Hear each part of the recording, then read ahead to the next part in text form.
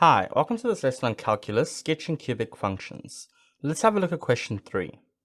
We're given the following information about a function f. So we see that f at negative 1.5 is equal to 0, f at negative 6 is equal to 0, and f at 2 is equal to 0. So this means that at the x-coordinate negative 1.5, the y value is 0.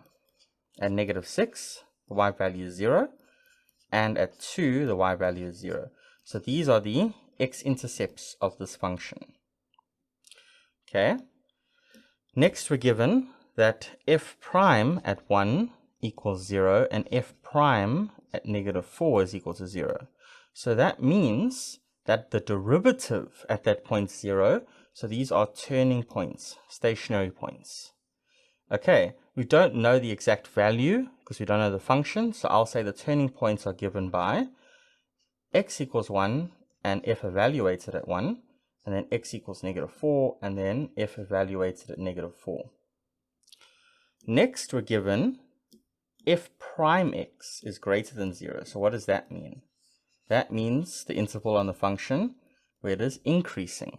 So on a number line, from negative infinity up to negative 4, not including it, the first derivative is positive, and then from 1 to infinity, the first derivative is positive. So the function could be increasing, okay, it could be concave down increasing, or it could be concave up increasing, because we don't know anything about the concavity, we weren't given the second derivative.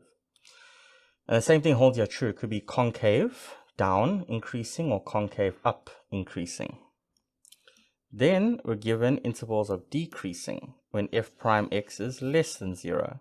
So that's from negative 4 to positive 1, and this is concave down, or not concave down rather, sorry, this is where it's decreasing, right? So it could be decreasing concave down, or it could be decreasing concave up. All right, so giving all that information, let's go ahead and try and draw a rough diagram of this function. So let's put our x-intercepts first. So there's one here at negative 6, 0. There's one here at negative 1.5, 0. So over here. And then there's one given at 2, 0. Okay.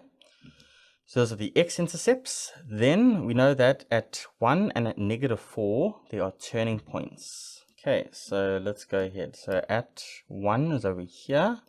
So I'm just going to put dotted lines, which you can erase afterwards. But we know that the y value is going to lie along that vertical line at x equals 1. And then at x equals negative 4, which is somewhere about here, negative 4. So let's put some dotted lines here. Okay, and then lastly, we can use intervals of increasing and decreasing to tell us what it's going to look like. So from negative infinity up to negative 4, it's going to increase. Okay, so that means the graph could look something like this. It's increasing, goes through the turning point, reaches, goes through the x-intercept rather, reaches a turning point at negative 4. Then it said from negative 4 to positive 1, the graph was decreasing. Okay, so it could be decreasing like that. You can see it goes through the y-axis at a negative value, and then it turns here and then begins to increase again, and then goes through the x-intercept. Okay, so a rough diagram of this function would look something like this if we connect it up. Okay, so this looks like a cubic function. All right. So that's using all the properties there. We use the 3 x-intercepts, we use the stationary points at 1 and negative 4, and we use the intervals of increasing and decreasing to get a rough idea of what this function would look like.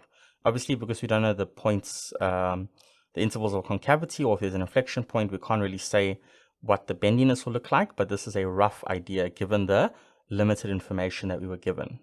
All right, so that's how we would do this type of question. I'll see you in the next one.